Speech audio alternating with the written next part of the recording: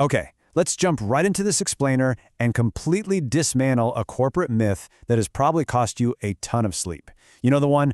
We're all brought up in the professional world with this deeply ingrained belief that sheer volume of work automatically equals a promotion. We kind of just assume that if we run faster, carry way more weight, and stay later than literally everyone else, someone's going to magically tap us on the shoulder and hand us a new title. Well, today, we're going to look at why that is totally backwards. We'll explore why you actually need to stop going above and beyond and instead start going the exact right distance. Let's start with a painfully relatable reality. Just think about your routine right now. You stay late, right?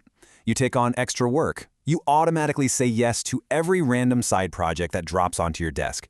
You consistently volunteer for those gritty, thankless jobs that nobody else in the department wants to touch. And you do all of this hoping, praying, really, that it's acting as a down payment on your next title. But here's the kicker. For all of that literal blood, sweat, and tears, you are stuck in the exact same role you were in 2 years ago. It's incredibly frustrating, isn't it? Now, here is the trap you've accidentally built for yourself. When you go above and beyond on literally everything, nothing actually stands out. You don't become known as this strategic leader in waiting. Instead, you just become the person who does more. You become the workhorse. Management looks at you and frankly, they just see an incredibly reliable machine for clearing tasks. They don't see the person doing the right high-level things. You've basically made yourself totally indispensable at your current level, and that's a huge problem, because that is the exact opposite of what you want when you're trying to leave that level behind. So to fix this, we need to completely rethink how we view advancement. Which brings us to Section 1, Volume versus Attitude, and shifting your paradigm. So here's the core misunderstanding most professionals have. If your goal is to be promoted from, say, an analyst to a senior analyst, what do you think management actually needs to see? Our gut instinct is just to do more. But listen, the answer is absolutely not doing twice as much analyst work. If you process 50 reports instead of 25, you aren't proving you're a senior analyst, you're just proving you're a really fast analyst. If you want that senior title, you need to start doing some senior analyst work. Simply doubling your current output is just, well, it's completely the wrong approach. You actually have to change the fundamental nature of the output itself. This leads us to a really crucial point. The main thing that separates levels at any company is never volume. It is entirely about attitude.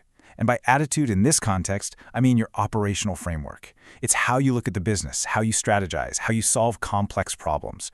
You've got to stop doing more of the same and start doing exactly what the next level looks like. The metric for promotion isn't measured in the hours you log at your desk. No way. It's measured in the complexity of the thinking you bring to the table. Let's break down what that next-level attitude actually looks like in practice. Because senior people, they operate fundamentally differently than junior staff. They don't just react to a list of tasks, they see patterns in the chaos. They don't just pass the buck up the chain, they actually make the tough calls. They own the overarching strategy rather than just, executing a tiny piece of it. They mentor others, essentially pulling the whole team up with them. And most importantly, they provide actual solutions, not just pointing out problems. This is the exact type of work you need to start showing management if you want to be taken seriously for that next big jump, which naturally leads us to how we put this all into practice. That brings us to Section 2, your 30-day action plan. This is your roadmap to the next level. Okay, over the next 30 days, I want you to execute 4 very specific steps. Step 1, find the actual job description for the role exactly one level above yours. And I mean the literal job posting from your company's HR portal, not some made-up, idealized version floating around in your head. Step 2, read through it and highlight 3 specific things that are totally different from your current daily scope. Step 3, pick just one of those 3 things and start doing it. Now listen closely here. Do not do this in secret. And definitely do not do this instead of your current job. You have to do it alongside your current responsibilities. And finally, step 4, tell your manager exactly what you're doing and why. Actually, when you sit down to talk to your manager, you can use this exact script. Just tell them, hey, I'm trying to stretch into some of the senior level responsibilities so I can have a real conversation with you in the next review about the path to that role. I mean, look at how incredibly powerful that is. You are clearly, transparently communicating your intentions to leadership. You're not walking in and demanding a promotion today, but you are setting an undeniable expectation for your next performance review. You're basically putting them on notice that you are actively building the business case for your own advancement. Moving on to Section 3, Doing the Job in Public and Delivering Undeniable Proof. So at the end of this 30-day stretch project, you absolutely must deliver something highly visible. It has to be an artifact, tangible proof that your current level simply wouldn't deliver. Maybe this is a strategic document outlining a brand new process. Maybe it's a formal written recommendation for a tricky business problem. Or it could be a clear record of a really tough call you made to save a client relationship. Whatever it ends up being, it has to be something with your name clearly stamped on it that proves beyond a shadow of a doubt that the next level up would produce this exact kind of work. Essentially, you are creating an undeniable paper trail of your next level competence.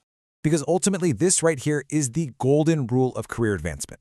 Honestly, take a screenshot of this, send it to yourself as a daily reminder. You get promoted for doing the next job in public. It is definitely not about quietly suffering under a massive mountain of extra tasks. It's about actively, visibly demonstrating that you already possess the capabilities, the attitude, and the strategic mindset of the role you want. You are completely eliminating the risk for the hiring manager because guess what? They've already seen you do the job.